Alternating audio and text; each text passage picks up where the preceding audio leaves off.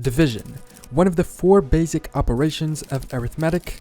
Wait, no, this isn't about the mathematical concepts. Well, maybe a little. You can divide things into several fractions. In this video, I want to talk about things that are divided into, but not just any type of things, countries. Or better yet, nations. Throughout the world, there are several nations that are divided into two countries. Sometimes both are fully sovereign and internationally recognized, and sometimes they are separatist movements that have established de facto control but do not have diplomatic recognition. In this video, we're going to take a look at 5 of them, learning which they are, why they are divided, in which way they are divided, and whether or not they will remain that way or perhaps move towards unification. The ones I'll cover here are Cyprus, Ireland, Sudan, Syria, and Moldova. Starting with the ones on the thumbnail, Cyprus. Cyprus is an island country in the eastern Mediterranean Sea, south of Turkey and east of Greece, and it is important to note the relative location of these two other countries because they are related to the reason why the nation is divided. Cyprus was settled by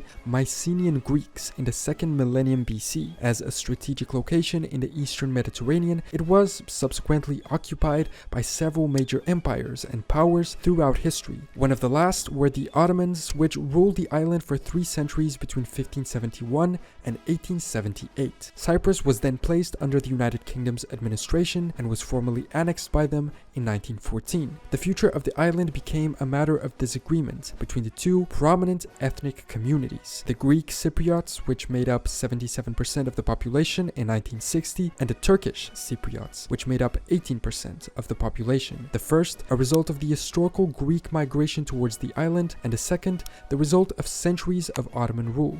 From the 19th century onwards, the Greek Cypriot population pursued a union with Greece, which even became a Greek national policy in the 1950s, a process that became known as Enosis. While the Turkish population initially advocated the continuation of British rule, they then demanded the annexation of the island to Turkey, and in the 1950s, together with Turkey, established a policy of Taksim, which is the partition of Cyprus and the creation of a Turkish state in the north. In the 1950s, violent protests led to Cyprus's independence, but it brought no internal peace, and violence between the two communities continued. In 1974, the Greek Cypriots attempted their desired union with Greece, which led Turkey to invade the island and established their desired northern Cyprus state, essentially a puppet of the Turks. The move was widely condemned by the international community, with Turkey alone recognizing the new state, even today, and so the dispute goes on, with the nation of Cyprus and its island being divided into two. A demilitarized UN buffer zone was established at the border, and I believe the UK still holds some military bases there, a remnant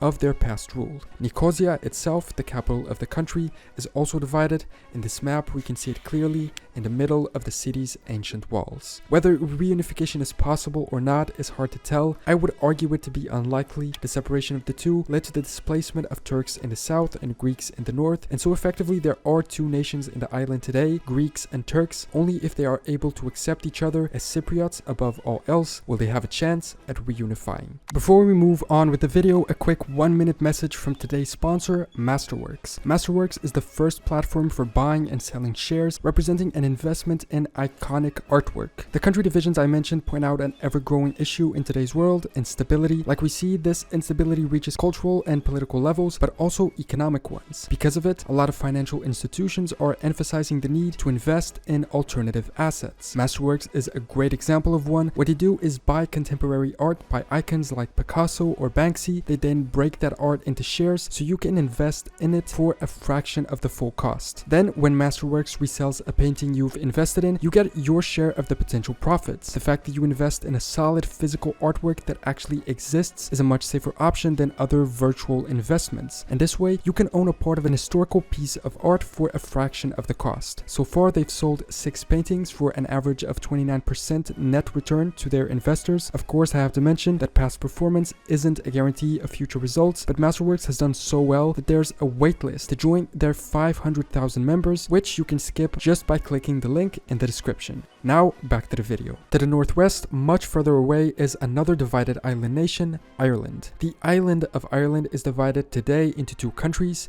the Independent Republic of Ireland and the member of the United Kingdom, Northern Ireland. British rule of Ireland has been a constant throughout history, varying with more or less effective occupation and direct rule of the territory. By 1800, the Act of Union took place and united the Kingdom of Great Britain with the Kingdom of Ireland, which had been gradually brought under English control between 1541 and 1691. British control over all of Ireland lasted for a while, but in 1922, the Free State of Ireland was created, where the Republic now is. The division of the island was made, but they were still both under British rule. In 1931, with the passage of the Statute of Westminster, the Parliament of the United Kingdom relinquished nearly all of its remaining authority to legislate for the Free State and the other dominions. This had the effect of granting the Free State internationally recognized independence. The Republic of Ireland proper was established as its own country in 1937, but Northern Ireland remained as an autonomous country within the UK. Between the 1960s and the 2000s, a period known as the Troubles took place in Northern Ireland, which began to end discrimination against the Catholic minority by the Protestant Unionist government and the local authorities. Eventually, peace was found with the Good Friday Agreement of 1998, which restored self-government to Northern Ireland, also making it possible for it to reunify with an independent Ireland through a referendum, should that be their wish. The main division between the two countries seems to have been religion,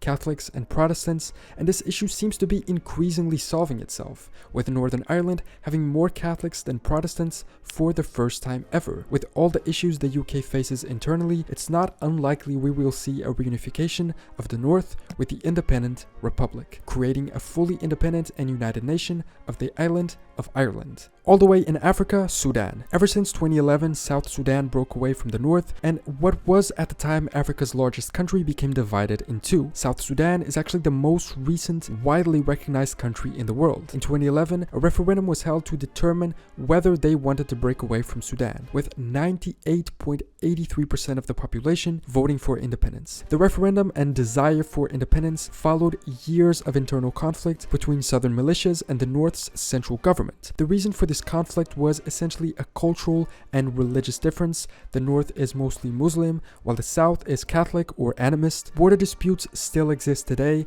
as well as commercial ones, mostly regarding oil, as 75% of Sudan's oil reserves are in the south. I think reunification is unlikely anytime soon, but so is the stability between the two countries. To the northeast, in the Middle East, we have Syria. Ever since the Arab Spring movement and the consequent internal conflict, Syria has been divided. I won't get into the movement or the atrocious and tragic internal conflict that followed. That's a whole topic in itself.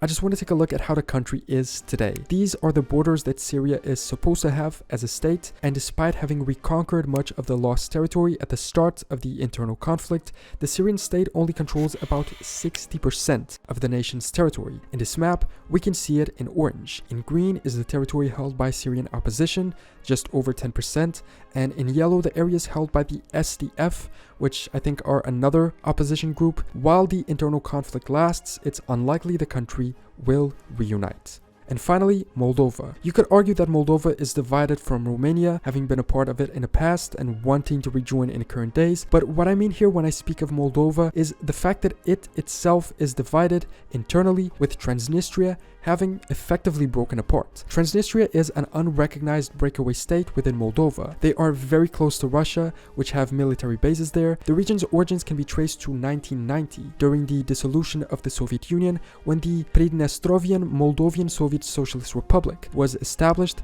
in hopes that it would remain within the Soviet Union should Moldova seek unification with Romania or independence, with independence effectively happening in 1991 as the USSR fell apart. Essentially, it seems like it was established at the end of the Cold War by Russian loyalists, which wanted to remain a part of the Soviet Union, or at least a part of Russia. A military conflict began in 1992 between the Transnistrians and Moldova, lasting only a few months until a ceasefire agreement was signed. As a part of the ceasefire, a three-party Russia, Moldova, and Transnistria Joint Control Commission supervises the security arrangements in a demilitarized zone. Although the ceasefire is held, the territory's political status remains unresolved. Transnistria is unrecognized but is de facto independent from Moldova. Most Transnistrians have Moldovan citizenship, but many also have Russian, Romanian, or even Ukrainian citizenship. While Russian influence lasts in the region, it's unlikely that Moldova will reacquire the territory unless they unite with Romania and they maybe help them regain it.